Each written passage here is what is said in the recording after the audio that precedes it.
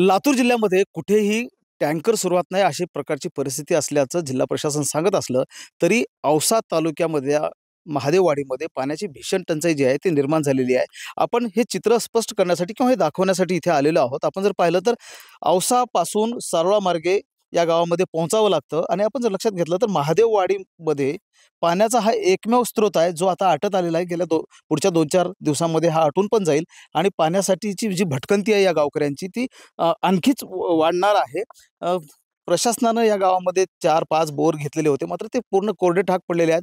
पाणी पुरवठ्याची योजना जी आहे ती पूर्णपणे ठप्प आहे. जलजीवन मिशन कुठे आहे माहीत नाही आणि म्हणून गावकऱ्यांची परिस्थिती जी आहे ती अवघड बनलेली आहे.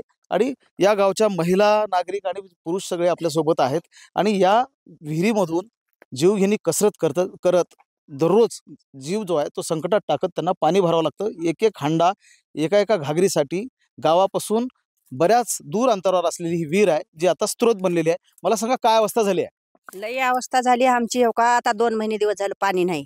ते विहिरीत सरकारी विहिरीचं पाणी होतं ते बंद झालं. नळाला 4-4 घागरी येत होतं ती बी नाही आता. आणि हो का, आता असले इथून ह्याचं 3 जागी टेकवावं लागते घागर. इथून तर घागर घरला जात नाही. आता इथून 3 जागी टेकवावं लागते आणि इथून काढून द्यायला 4 पोरं घेऊन यावं लागते ना, बायामध्येच जाते आता. हं, असली अवस्था झाली आहे. बघा काय की उदय आली तर. महादेववाडीमध्ये 350 ते 400 कुटुंब राहतात आणि प्रशासनाचं इकडं दुर्लक्ष आहे, अशा प्रकारचं चित्र आहे. मला सांगा, पाण्याच्या टँकरची मागणी केली होती का ग्रामपंचायतीनं किंवा मग काय अधिकरणासाठी काही मागणी केली आहे? काय पर्याय केलेला आहे, परंतु इथे ह्या शिवारामध्ये कुठेही पाण्याचा स्रोत नसल्यामुळे कुणाही अधिकरण करण्यास तयार नाहीये. त्यामुळे गावामध्ये पाणी जवळपास कुठंच नाहीये. त्यामुळे हा प्रॉब्लेम प्रत्येक वर्षी हाच प्रॉब्लेम आहे. 4 महिने उन्हाळ्यामध्ये आम्हाला पायपीट करून कुठल्या ते विहिरीचं कुणाच्या तर बोरचं 2 किलोमीटर 1.5 किलोमीटर लांब जाऊन पाणी आम्हाला आणून आमची उपजीविका बघावी लागते. ही जी विहीर आहे, ज्या विहिरीमध्ये आता काही हंडे पाणी राहिलेलं आहे, ते शेतकरी आपल्या सोबत आहेत. मला सांगा, आता तुमच्या शेतामधलं देखील पाणी आटत आहे. आता तुमच्या शेतीला तर पाणी उरणारच नाही, तर पिण्याची अवस्था. शेतीला पाणी देण्याचा प्रश्न आमचा 2 महिन्यापूर्वीपर्यंत होता. तिथून पुढे संपला. कारण वर्षालाच अशी परिस्थिती होती या गावची की 4 महिने पाणी बाहेरून असंच न्यावं लागते आणि इथंच आल्यात. मी इथं जन्मला, ही पूर्ण माहिती. वर्षालाच ही काळ होतोय, वर्षालाच ही काळ येतोय. मग तर शासनानं बरंचसं काही केलं नाही असं बी नाही, पण सगळं फेल आहे. सगळं फेल. बऱ्याच विहिरी 6-7 विहिरी येतात. 20 बोर असतील ह्या 100 घराच्या वस्तीला, पण सगळे फेल आहेत. 4 ते 5 किलोमीटर अंतरावर सारोळा गावच्या जवळ एक तलाव आहे, ज्यामध्ये आत्ताही पाणी आहे. सिंचनासाठी ते पाणी दिलं जात आहे आणि 4 किलोमीटर अंतरावरच महादेववाडी गाव आहे. खरं तर प्रशासनानं लक्ष दिलं तर पाण्याचं नियोजन जे आहे ते होऊ शकतं आणि पाण्याचा प्रश्न कायमस्वरूपी मिटू शकतो. मात्र अशी स्थिती होताना दिसत नाही आहे. मला सांगा, दररोज किती वाजता उठता आणि दिवस जातो का पाण्यामध्ये? 4ला उठून सांगा. दररोज आम्ही 4 वाजता उठून पाण्याला येतो सर इथं.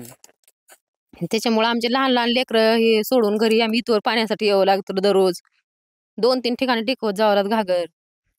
पाण्याचं असलं टंचाई आहे. ही जर विहीर पाहिली आपण तर या विहिरीमध्ये चांगला माणूस म्हणजे जो सुदृढ आहे तो उतरू शकत नाही, तर वृद्ध आणि आम्ही दररोज पाण्याला तर 4ला उठता पाण्याला येतं. पाणी कुठं अंधार पडला का केला, काय पायाखाली घोटमळलं काय केलं, आता आमचं देवाचं राखणं म्हणून आम्ही येतो. आणि पाण्याचा ह्याचा पाणी असल्याशिवाय का काम चालणार आहे? काहीच काम चालत नाही. दररोज शेताला जाणं तर 2 टाइम शेताकडे जावं लागते. पाणी नाही म्हणून दिवसभर उन्हात पाण्यालाच फिरावं लागते. आणि घरचं घरकाम तर का होणार आहे? काहीच काम नाही, पाण्याशिवाय काहीच चालत नाही. मग लेकरं बाळ घेऊन येतात 4 वाजता उठून पाण्याला, पाणी नाही म्हणून. माणसं तर परवून पडणार का पाण्याला? तर ह्या पाण्यामुळे आमच्या सोयरीकी सुद्धा लेकराला कोण दिना झालेत, मुली सुद्धा दिना झाले. बाबा ही गावात पाणी नाही आणि आमची लेकरं आम्ही पाण्यातले पाणी आमच्या टंचन आमच्या गावाला आहे आणि या गावाला पाणी नाही म्हणून लेकरं सुद्धा कोण पूर दिनात आमच्या लेकरावाला. मग आम्ही कसं करायचं? पाणी असल्याशिवाय काय चालणार आहे का? आम्हाला पाण्याचा प्रॉब्लेम आहे. आम्हाला पाणी काय बी करा, पण आम्हाला पाणी सार्थक करा. आम्हाला पाणी फाउंडेशननं ही परिस्थिती लक्षात घेऊन या ठिकाणी काम केलेलं होतं. त्याचे 10 लाख रुपये फंड आला देखील, मात्र तो वितरित केला जात नाही. काय प्रॉब्लेम आहे गावकऱ्यांना ते कळत नाही आणि ही स्थिती जी आहे ती दिवसेंदिवस अशाच पद्धतीनं सुरू आहे. आपण जर पाहिलं तर पुन्हा आपण त्या विहिरीवर जाऊ, जी महादेववाडीच्या गावकऱ्यांचा स्रोत आहे आणि या 2 ते 3 दिवसांमध्ये आटल्यानंतर हा स्रोत देखील कायमस्वरूपी बंद होईल आणि गावकऱ्यांची अडचण जी आहे ती अधिकच वाढेल. अशा प्रकारचं चित्र औसा तालुक्यातल्या या महादेववाडीमध्ये आहे. महेंद्र जोंधळे, TV9 मराठी, लातूर.